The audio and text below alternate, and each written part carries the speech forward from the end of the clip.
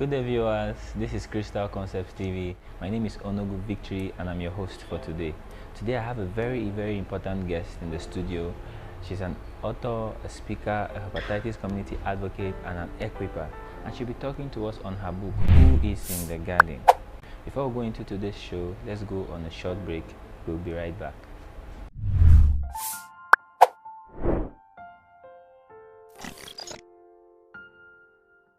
Welcome back, viewers. If you're just joining us, this is Kritsal Concepts TV, and with me in the studio is Mrs. Victoria Adeayo. We are glad to have you, ma. Thanks for having me. Wow, you look pretty good this afternoon. Thank you. We're happy to have you in our studio today. Thank you for having me. So, madam, what inspired you into writing the book Who is in the Garden? Pretty simple.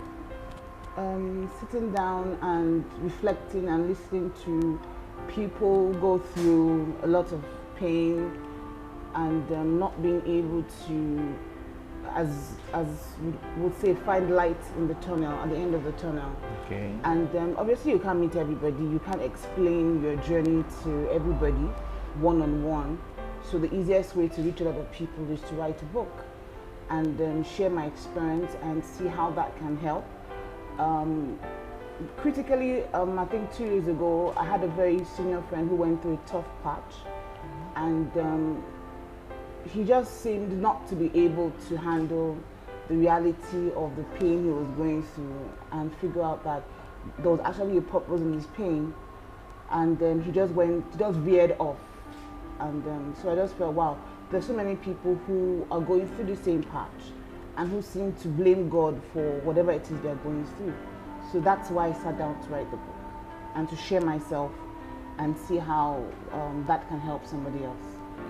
Okay. I heard you say finding purpose in pain. Yes. What do you mean by finding purpose in pain? All right, so I personally believe that nothing happens by chance. I believe that when you sit back and you look at the entire universe, you see order, you see purpose. And for me, it's crazy to think that the God of all universe would allow any of his children to go through anything without a specific purpose and agenda for it. So, and the scriptures are scattered with experiences of saints who have gone through tough patches and who, on hindsight, look back and see that, oh, there was something that God was trying to achieve in the pain. For instance, we look at the anchor of our entire faith, which is Christ. The Bible says, for the joy that was set before him, he endured this cross, he endured this pain. So that was a pain he went through, and he could go through it because he knew that there was something in front, there was a joy in front. And once we begin to look at whatever difficulty we're going through those lenses, then, as the Bible also says, that whatever we're going through are light afflictions. We'll see it in that light, and then we'll get the strength to be able to go through because there's something in front that is waiting ahead of us. Wow! This is quite educating. So, madam, as a person, have you found purpose in any pain? Oh yes, I have. Can you tell us can you tell us about and one? That's why the book. That's one of the reasons I wrote it, because I eventually, on hindsight, you see, when you're going through the tough patch, you really don't see the pain, you don't see the reason, you don't see the purpose. But it's about trusting the one who has allowed you to go through it. When Job was in that rough patch he was in, I am certain that if anybody had told Job, your story is going to be used to encourage billions of people across the world, Job would have wanted to slap the person who said that. Because right in the middle of the pain he was going through, he was even complaining, he was even talking to God, that God had to answer him back. I said, were you there when I was doing all this and this and this? But Job held on regardless. I have gone through a lot. I have lost 2 sons. I have gone through different things, and always at the point while I'm in, I may not see why I'm in that situation, but on hindsight, I can hold on and say, oh, this is why. So I'm here today with a book. But when I lost my first son, if you had told me I was going to write a book, I'd have told you, of course not. When I lost the second, if you had told me the same, I was like, if at the point I lost the first, I was already going through the motions of, okay, we should wake up in the morning, we should pray, we should do that. Oh, but after a certain encounter I had, which I share in the book, I had this exchange. And having that exchange didn't mean that I never felt the pain again. The pain was always there. Okay. But it meant that I always went back to that encounter and grounded my faith in that experience and held and allowed the Holy Ghost to hold my hand through it.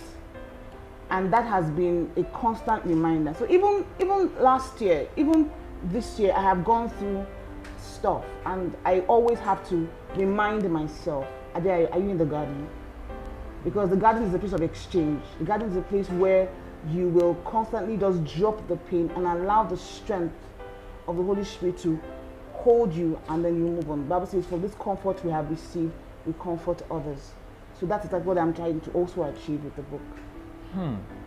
This is very interesting. All right, ma. Will it be safe to say the encounter you had brought you into the garden, or the encounter you had made you write this book?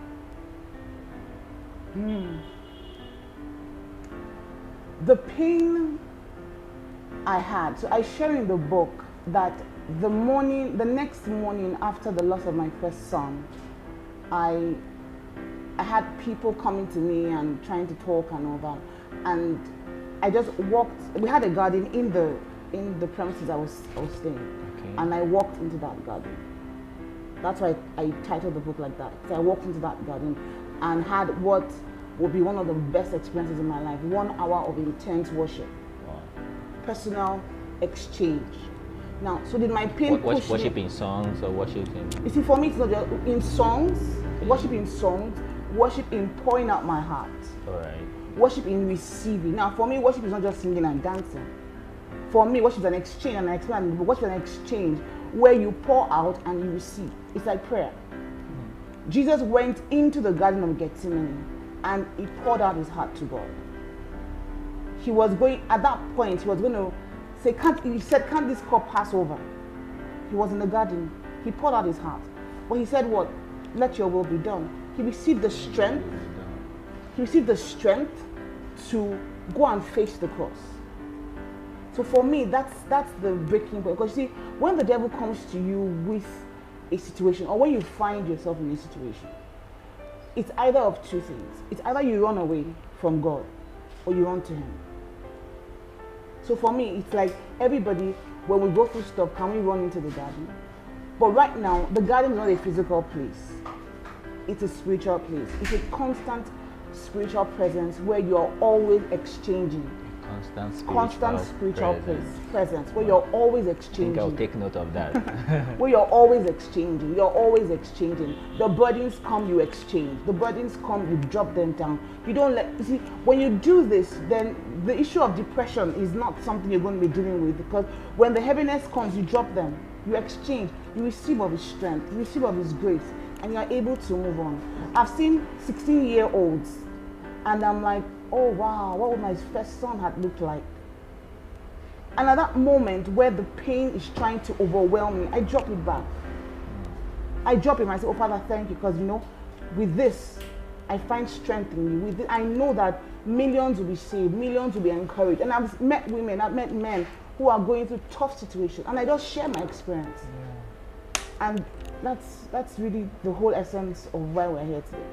Wow, wow, wow. So madam, how would you relate this book, Who is in the Garden, with our present times, our present life?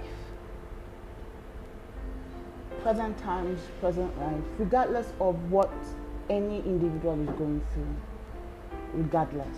Like I said, the garden is not a physical place anymore. Before somebody will wake up and say there's one garden somewhere, when you go there, pay 50,000 naira and you will,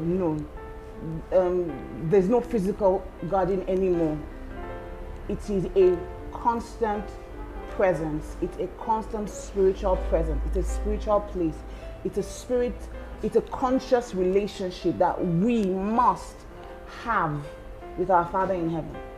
Because the world is raging. The state of the Nigerian economy is enough to throw anybody into a depression. But when you constantly remember that your economy is not of Nigeria, but of heaven. Your economy is from God. Your source, your supply comes from God. That is a consciousness Wow. That is the consciousness that we must begin to live in, or else the burdens and the pain. Okay, now this interview is happening at a time where the filling stations are really not selling well. People are finding it hard to even survive, right? Even without the false scarcity. Yeah. People are finding it difficult to even feed. Then you are now forced, compelled, if you're going to move with your vehicle, to buy fuel 10 liters at 4,000 naira. Some people are going to get, I got angry at a point, but you know what I had to do? I had to go back and tell myself, you know what, this is not your economy. Wow. This is not where you're from. You may be here, but you're not here. Your supply comes straight from heaven. Okay. That is the kind of presence I want to be able to encourage people to live in, because that's how we're going to survive in this present day. Wow. All right, viewers, I hope you're having an exciting and educating moment here. I hope so. So, Mr. Adeayo, even as the writer, in what way has this book impacted you as a person? Wow, that's a deep one. I remember when I had to review the book before final printing, so I had to go through it again. And I sat down at night, quiet, and I started reading the book all over again. And I had to stop and say, wow, did I write that? Because at the point where I was also reviewing, I was also going through a difficult patch. So it was also like ministering back to myself. As in, if Job could go through what he went through and he didn't deny God, if Job could find strength in what he went through, if the Hebrew boys could find strength in what they went through. The Hebrew boys are one of the stories that just blew me, because they didn't want to even know what was happening or what they were going to face. The Hebrew boys were not even sure whether God was going to show up or not. That was the beauty of their story for me. Because you see, we have our Christian walk, and we're so hopeful that God is going to show up the way we want him to show up. But these three boys were saying, you know what, King, even if he doesn't show up, we're not going to turn our backs. We're not going to bend. So for me, that was it. And at that point, I said, you know what, this thing, we're going to do it. I'm going to do it. I'm going to go through it. I don't want to know. I don't want to wait for a sign to be sure whether to go ahead or not, or to be sure whether God is going to show up for me or not. If God has said, do this, and it's going to happen, then no matter how difficult the obstacles are coming my way, I'm going to push through. So yeah, while reviewing the book, it was a whole new refreshing encounter for me. And I even had to tell my mentor, I said, did I write this book? Because I have just been blessed all over again by it. Wow. Very interesting. So, ma, how would you recommend this book, and to whom would you recommend this book? Like, what's your target audience? My target audience is everybody. Everybody. Everybody. Okay. I have sent the book out across general demography, broad demography. I've sent it to men, I've sent it to women, I've sent it to pastors, I've sent it to non-pastors, I've sent it to legal people. Everybody who is going through a tough time. Everybody who needs to understand that God is God regardless of what they're going through. Everybody needs to understand that God doesn't change. God doesn't change. He doesn't change. Whether you believe in what he has said or not, he doesn't change. So like somebody I respect said, through the book, I am believing that people will find purpose in their pain. They will find themselves in God regardless of where they are at. And so it's not a target. It's not women. It's not men. It's everybody. People will find themselves regardless where they are. Wow. All right, madam, can you kindly tell us, we'd like to know, what are the challenges you encountered writing this book? Personal encounters were challenges with personal encounters of me having to pour out myself. I remember at the point when I was ready, I started crying. At the point where I was talking about my first son, and I stopped and I started crying, and I was like, wow. I didn't realize that much pain was still there, because I personally believe that if I can share something without that much flinching, then to the degree I can share without flinching is how much I know I have dealt with that issue. And I was writing and I was reliving those experiences again, and I found like, I just said, and I'm like, whoa, am I sure I want to share this? Am I sure I want to be this vulnerable? with myself to the whole world. That was one challenge. Another challenge was what we all call the imposter syndrome, which is this who you are? Are you sure anybody even wants to hear you? Are you sure anybody even wants to listen to what you have to say? Those are the challenges I needed to push through. And I kept asking a couple of people, are you sure I need to do this? Do I even really need to do this? Is this even relevant for me to do this? And I kept getting encouragement. Pastor Paul kept giving me encouragement.